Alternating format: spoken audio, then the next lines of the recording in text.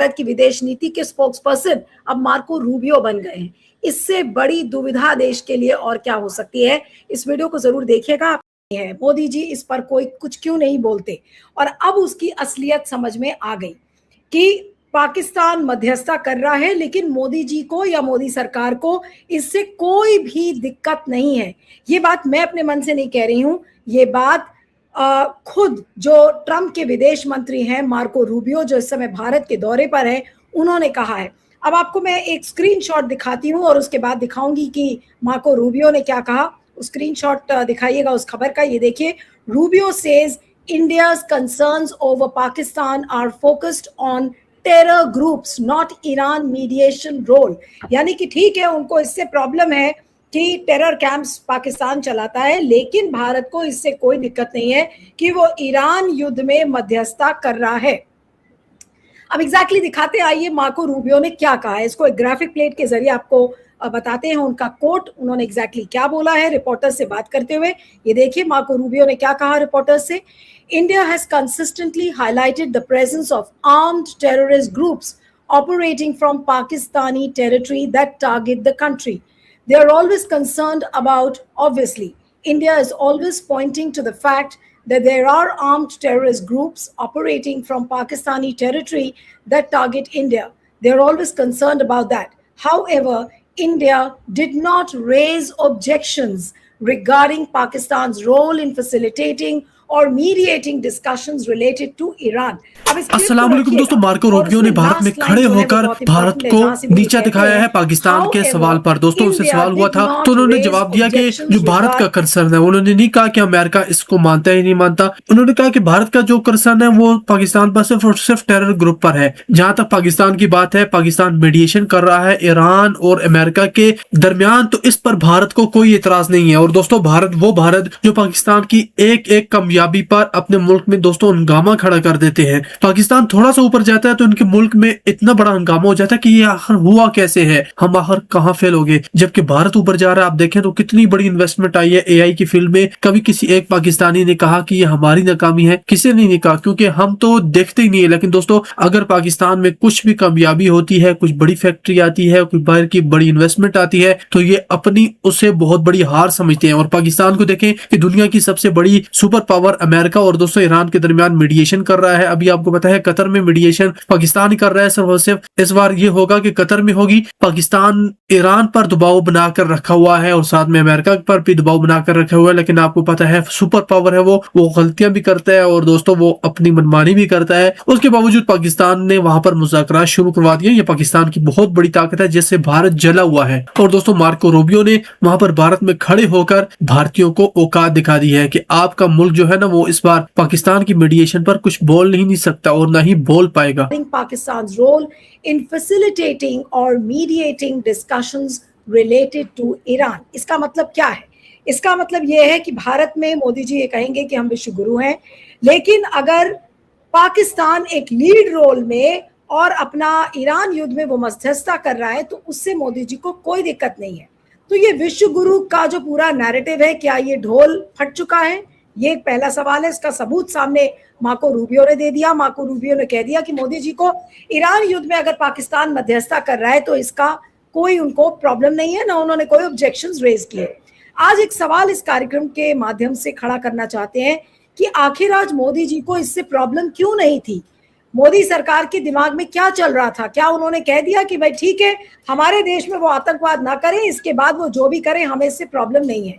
यानी कि जो भारत की एक ग्लोबल पोजीशनिंग थी उसको भी ऐसा लग रहा है कि सरेंडर कर दिया है सरकार ने। और मार्को रूबियो का ये स्टेटमेंट अपने आप में क्या कहता है, आज इसको लेकर हम चर्चा करेंगे। हमारे साथ कुछ खास मेहमान हैं, उनसे मैं आपका परिचय करवाती हूँ। हमारे साथ प्रोफेसर आफ्ताब कमल पाशा भी थोड़ी देर में ज्वाइन करेंगे। संजय कपूर वरिष्ठ पत्रकार, पॉलिटिकल कमेंटेटर हमारे साथ है, आपका स्वागत है। हमारे साथ जनरल अशोक मेहता हैं, आपका स्वागत है सर। अनिल सिन्हा जी वरिष्ठ पत्रकार, पॉलिटिकल कमेंटेटर हमारे साथ हैं, आपका स्वागत है।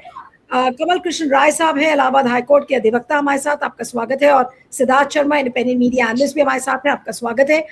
ठीक है, मैं राय साहब के पास आती हूँ अंतिम कमेंट के लिए कि राय साहब ये क्या इसको ये जो स्टेटमेंट है कि ईरान युद्ध पर पाकिस्तान की मध्यस्थता से बीजेपी को मोदी जी को कोई दिक्कत नहीं है, मोदी सरकार ने कुछ पॉइंट या ऑब्जेक्शन नहीं रेज किया। इससे बड़ा तमाचा भारत सरकार के लिए और क्या हो सकता है? क्या साफ साफ मार्को रूबियो ने मुंह पर तमाचा नहीं मारा हमारे सरकार के, सारा अपना काम करवा लिया और उसके बाद ये कहते हैं कि नहीं भारत ने तो कोई ऑब्जेक्शन रेज ही नहीं किया पाकिस्तान के रोल पर इन ईरान वॉर। नीलू जी, भारत की सरजमीन पे आके मार्को रूबियो भारत की पॉलिसी तय करने की हैसियत में पहुंच गया। इससे ज्यादा भारत की सॉवरेनिटी पर हस्तक्षेप करने की कोई आपको नजीर नहीं मिल सकता। पूरे विश्व मंच पर भारत की विदेश नीति को घुटने के बल बैठाने का काम सिर्फ एक व्यक्ति ने किया है 75 साल 70 साल में, उसका नाम है प्रधानमंत्री नरेंद्र मोदी। जब तक भारत एशिया के लिए, अफ्रीका और लैटिन अमेरिका के लिए, तीसरी दुनिया के देशों के हितों के लिए खड़ा रहता था महाशक्तियों के खिलाफ, तब तक मार्को रूबियो जैसे इल्ले पिल्ले की हैसियत नहीं थी कि भारत की नीति क्या होगी वो उसके लिए वो वाशिंगटन में और न्यूयॉर्क में भी कोई बयान दे। अभी आपको याद होगा कि जब इसी जयशंकर से पूछा गया कि पाकिस्तान तो मध्यस्थता कर रहा है, पाकिस्तान को तो एक अंतर्राष्ट्रीय पहचान मिल गई है और महाशक्तियों के बीच में उसकी लोकप्रियता बढ़ गई है, आपका क्या कहना है? यही जयशंकर ने कहा था कि हम दलाली नहीं करते, ये दलालों का काम है, ये हम नहीं करते हैं। उसी दलाल को जो है मार्को रूबियो ने भारत की सरजमीन पर दिल्ली में जयशंकर के कंधे पर बैठा दिया। ये देखो पाकिस्तान है तुम्हारे कंधे पर और तुमको इससे कोई एतराज नहीं। आप कहते हो कि क्रॉस बॉर्डर टेररिज्म भारत के लिए समस्या है। अगर समस्या है तो पाकिस्तान पर तो सीधे आरोप है कि वहां की स्टेट, वहां की मिलिट्री उस टेररिज्म को प्रोटेक्ट करती है, फाइनेंस करती है। तो अमेरिका क्यों पाकिस्तान को इतना ज्यादा आर्थिक मदद पहुंचा रहा है? अमेरिका क्यों भारत के पाकिस्तान को इतना ज्यादा हथियारों की आपूर्ति कर रहा है? वो सारे के सारे इस्तेमाल हो रहे हैं। वहां के आर्मी के एमुनेशंस लेकर वो चलते हैं, वहां के मिलिटेंट्स ग्रुप। अभी पहलगाम का क्या हल निकाला? अगर भारत बहुत सक्षम है क्रॉस बॉर्डर टेररिज्म में, पहलगाम में जो विधवाएं हमारी थी जिसके नाम पे ऑपरेशन सिंदूर रखा गया, उसका क्या असर पड़ा? दरअसल स्थिति यह है कि पाकिस्तान भारत से अंतर्राष्ट्रीय कूटनीति में बहुत आगे निकल गया है। भारत अगर चाह भी ले और अमेरिका भी चाह भी ले तो भारत को मध्यस्थता का मौका नहीं मिल सकता, क्योंकि भारत ने ईरान के खिलाफ इजराइल का साथ दिया और अमेरिका का साथ दिया। अकेला वो देश है जो युद्ध के पहले दो दिन पहले जाकर तेल अवीव में जैसे युद्ध की देख रेख करके आए थे, उसकी तैयारी समझ के आए थे, और युद्ध और इस तनाव के दौरान वो यूएई में गए। अगर इनके अंदर अगर समझ होती, अगर अंतर्राष्ट्रीय साख बनाने की इच्छा होती, अगर उन्होंने नेहरू, इंदिरा, अटल बिहारी वाजपेयी से कुछ सीखा होता तो ईरान चले जाते। अभी विदेश मंत्री क्या बोले ईरान के आकर कि चाबहार का पोर्ट अभी आपका इंतजार कर रहा है, हम आपको तेल देने के लिए तैयार हैं। अब बेशर्मी अभी भाई साहब कह रहे थे कि वो ये भी भारत भूमि पे आगे बताया कि भारत को किस देश से तेल, अभी तो अमेरिका का था, अब वेनेजुएला से भारत तेल लेगा, ये हमको बताया जा रहा है, हमको सूचना दी जा रही है। और दुनिया जानती है कि वेनेजुएला का क्रूड ऑयल कितना गंदा होता है और उसके शोधन के लिए एक अलग किस्म के रिफाइनरी की जरूरत होगी। या तो अलग नए रिफाइनरीज यहाँ बनाए जाए या मौजूदा रिफाइनरी।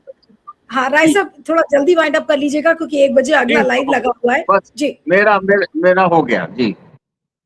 ओके, तो आप देख सकते हैं कि मार्को रूबियो का जो ये स्टेटमेंट है ये अपने आप में भारत की कितनी बड़ी बेइज्जती करता है। भारत में वो इन्वेस्टमेंट भी भारत से इन्वेस्टमेंट कराया जाता है और उसके बाद भारत की बेइज्जती की जाती है, कहते हुए कि अरे भारत ने तो कोई ऑब्जेक्शंस रेज ही नहीं किए जहां तक पाकिस्तान के रोल का सवाल है ईरान युद्ध में, यानी कि मीडिएशन को लेकर। यानी कि मोदी जी नहीं बोलेंगे, लेकिन मोदी जी के बिहाफ पर अब स्पोक्सपर्सन बन गए हैं भारत की पॉलिसी पर।